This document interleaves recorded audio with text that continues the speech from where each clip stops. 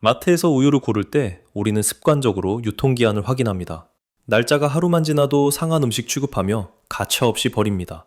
그런데 만약 사람에게도 유통기한이 찍혀 나온다면 어떨까요? 믿기 힘들겠지만 실제로 그런 나라가 있습니다. 바로 우리 옆나라 중국 이야기입니다. 35세.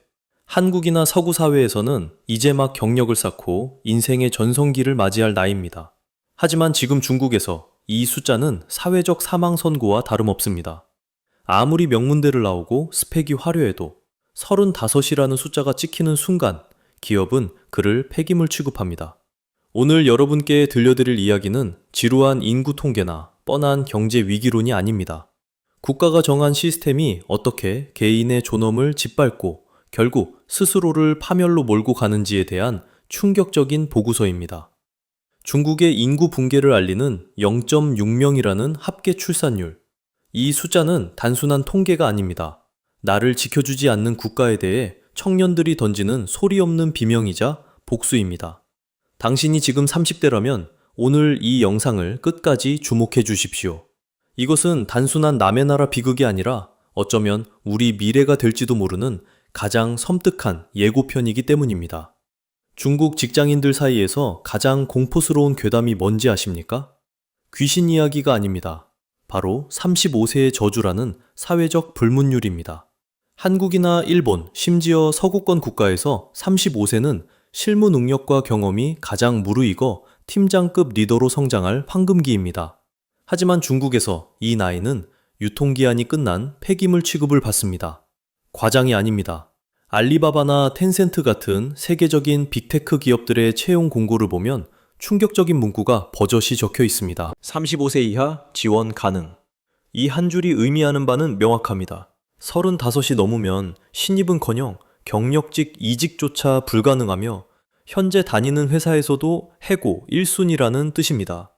도대체 왜 이런 기이한 현상이 벌어지는 걸까요? 그 배경에는 악명 높은 996 근무제가 있습니다. 아침 9시부터 밤 9시까지 주 6일을 기계처럼 일해야 하는 살인적인 노동 강도 속에서 기업들은 가성비를 철저하게 따집니다. 갓 졸업한 20대는 체력이 좋고 부양할 가족이 없어 야근을 시켜도 국말 없이 따릅니다. 게다가 인건비도 쌉니다. 반면 35세가 넘어가면 연봉은 높아지는데 체력은 떨어지고 챙겨야 할 가정사가 생깁니다. 기업 입장에서 그들은 더 이상 효율적인 부품이 아닌 것입니다. 중국 기업들은 직원을 함께 성장하는 파트너가 아니라 에너지를 다 빨아먹으면 갈아 끼우는 건전지로 봅니다. 마치 30대 중반이면 은퇴해야 하는 운동선수처럼 일반 사무직 직장인들의 수명을 강제로 단축시켜버린 겁니다. 여러분이 지금 중국의 34세 가장이라고 상상해 보십시오. 명문대를 나와 대기업에 입사해 밤낮 없이 청춘을 갈아 넣었습니다. 결혼도 하고 대출을 받아 집도 샀습니다. 그런데 내년이면 35이 됩니다. 회사는 벌써부터 눈치를 줍니다. 뒤에는 더 싸고 말 잘 듣는 20대들이 줄을 서 있습니다. 내가 능력이 부족해서가 아닙니다. 단지 나이를 먹었다는 생물학적 이유만으로 내 책상이 치워질 수 있다는 공포. 이 압박감은 상상을 초월합니다. 이 나이대는 인생에서 돈이 가장 많이 들어가는 시기입니다.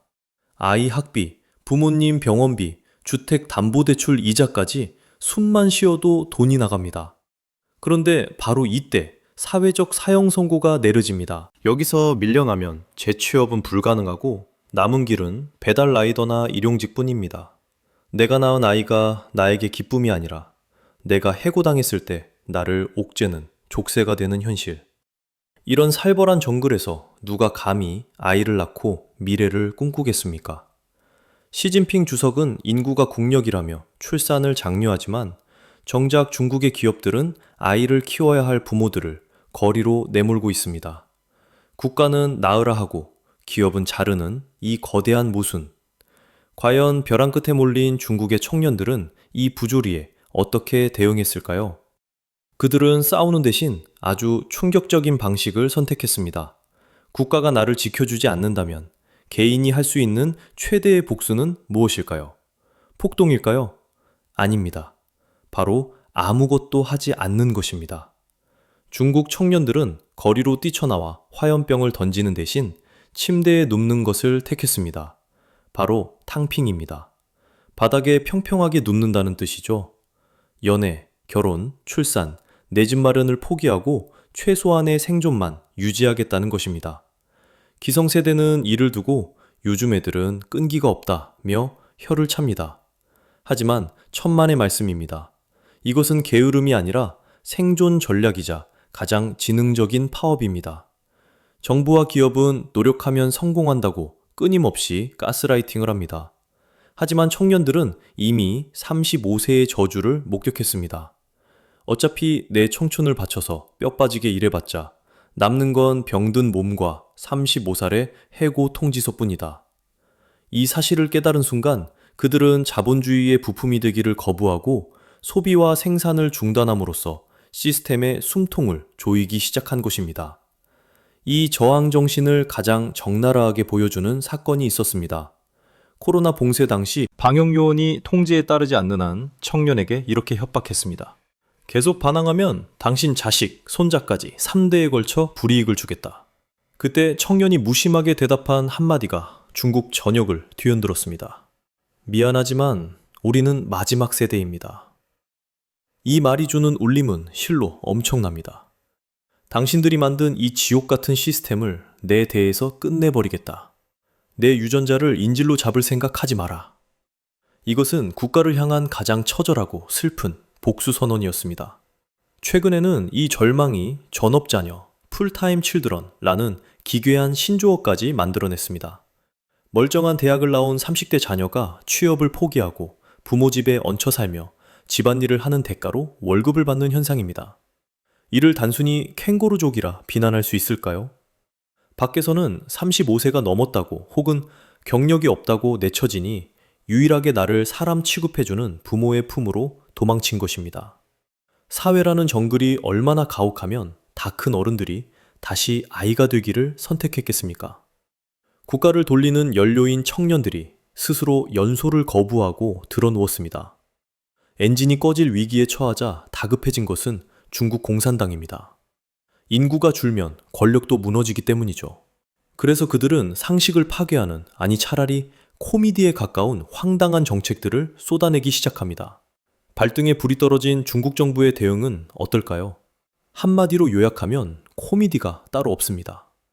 인구가 줄어들면 내수시장이 무너지고 부동산이 폭락하며 결국 공산당의 통치 기반이 흔들리기 때문에 그들은 조급증에 걸린 환자처럼 설익은 대책들을 쏟아내고 있습니다. 최근 외신을 통해 믿기 힘든 소식이 하나 들려왔습니다. 중국 정부가 그동안 면세 대상이었던 콘돔과 피임약에 세금을 부과하거나 구매를 어렵게 만드는 방안을 만지작거린다는 내용입니다. 논리가 참 단순합니다. 피임을 어렵게 만들면 어쩔 수 없이 아이를 낳지 않겠냐는 겁니다. 인간을 이성적인 존재가 아니라 통제하면 반응하는 가축으로 보는 전형적인 행정 편의주의적 발상입니다. 이뿐만이 아닙니다. 수십 년간 고아들을 해외로 보내며 쏠쏠한 수수료를 챙기던 중국이 갑자기 해외 입양을 전면 중단했습니다. 아이들이 소중해져서가 아닙니다. 미래의 노동력인 머릿수 하나하나가 아쉬워 문을 걸어 잠근 겁니다. 가장 황당한 사건은 사교육 시장 탄압이었습니다. 아이 키우는 비용이 너무 비싸서 안 낳는다고 하니 하루아침에 수백조 원 규모의 사교육 시장을 불법화시켜 때려잡았습니다. 빈대 잡으려다 초가 3간을 태운 격입니다. 결과는 어땠을까요?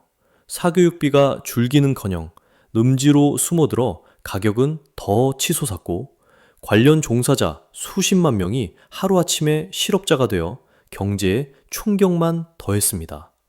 정부는 돈을 주겠다고 유혹하고 제도로 압박하지만 청년들은 코웃음만 칩니다. 그들이 아이를 낳지 않는 진짜 이유는 당장 기저귀 값이 없어서가 아니기 때문입니다. 그들의 무의식 깊은 곳에는 국가가 내 몸과 가족을 마음대로 유린할 수 있다는 뿌리 깊은 불신과 트라우마가 박혀 있습니다. 그리고 그 공포의 기원은 40년 전 온 중국을 피로 물들였던 잔혹한 역사에서 시작됩니다. 시간을 조금만 거슬러 1980년대로 가보겠습니다. 당시 중국 정부는 인구가 너무 많다며 그 유명한 한자녀 정책을 실시했습니다.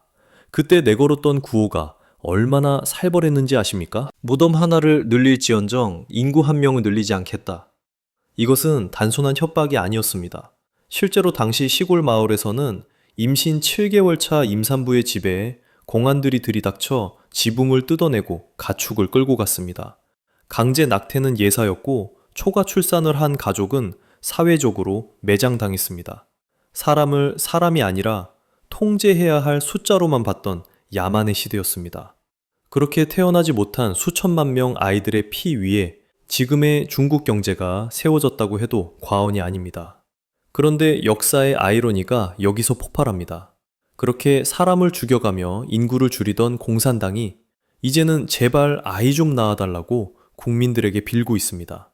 30년 전에는 아이를 낳으면 죄인 취급을 하더니 이제는 아이를 안 낳으면 애국자가 아니라고 압박합니다. 하지만 인민들은 바보가 아닙니다. 그들의 머릿속에는 국가가 개인의 삶을 얼마나 잔혹하게 유린했는지에 대한 트라우마가 깊이 박혀 있습니다. 이 정책이 낳은 가장 끔찍한 결과물은 바로 421 구조라는 기형적인 가족 형태입니다. 지금 중국의 주축인 30대는 형제 자매 없이 혼자 자란 소황제 세대입니다. 어릴 때는 부모와 조부모의 사랑을 독차지했지만 성인이 된 지금은 혼자서 부모 2명과 조부모 4명, 총 6명의 노인을 부양해야 하는 독박 부양에 덫에 걸렸습니다. 내 입 하나 건사하기도 벅찬데 등 뒤에는 노인 6명이 엎여 있는 꼴입니다. 여기에 아이까지 낳으라고요? 그것은 등 뒤에 짐을 하나 더 얻는 자살 행위나 마찬가지입니다. 중국 청년들에게 결혼과 출산은 축복이 아니라 4대 2대 1 구조의 압사사고를 확정짓는 방아쇠일 뿐입니다. 평범한 삶조차 불가능해진 이 상황에서 중국의 엘리트들은 과연 어떤 선택을 했을까요? 놀랍게도 그들은 배달 오토바이에 올랐습니다. 최근 중국 웹상에서 청년들이 자조적으로 쓰는 말이 있습니다. 나는 현대판 쿵이지다. 루신의 소설에 나오는 인물인 쿵이지는 몰락한 지식인이지만 자존심 때문에 노동자들의 짧은 옷 대신 거추장스러운 장삼을 고집하다 굶어 죽어가는 캐릭터입니다. 지금 중국 청년들이 딱 이 꼴입니다. 대학 졸업장이라는 장삼은 입었지만 그 학력에 걸맞은 양질의 일자리는 전멸했습니다. 그렇다고 그 옷을 벗어던지고 공장에 들어가 나사를 조이기는 싫은 겁니다. 이 진퇴양난의 비극을 가장 잘 보여주는 숫자가 있습니다. 바로 7만 명입니다. 최근 중국에서 석사, 박사 학위를 가진 배달 라이더의 수가 7만 명을 넘어섰습니다. 명문대를 나오고 유학까지 다녀온 고스펙 인재들이 노란 헬멧을 쓰고 햄버거를 배달하고 있습니다. 이것은 직업의 귀천 문제가 아닙니다. 국가가 수조 원을 들여 키워낸 고급 두뇌들이 단순 노동시장으로 내몰리고 있다는 국가적 자원 낭비를 의미합니다. 배달 시장조차 포화 상태가 되자 남은 엘리트들이 목숨을 걸고 매달리는 곳은 딱 한 곳, 바로 고카오입니다. 중국에서는 이를 절대 깨지지 않는 밥그릇, 철밥통이라 부릅니다. 최근 인기직렬의 경쟁률은 무려 3,000대 1, 심지어 6,000대 1까지 치솟았습니다. 로또 당첨 확률에 가깝습니다.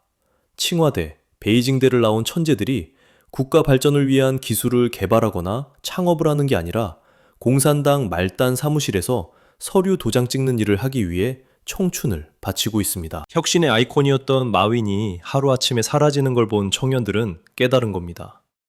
이 나라에서 창업은 위험하다. 권력의 그늘에 숨는 것만이 살 길이다. 도전 대신 안정을 택한 천재들. 혁신이 멈춘 사회. 이것이 바로 중국 경제의 심장이 멈추고 있다는 증거입니다.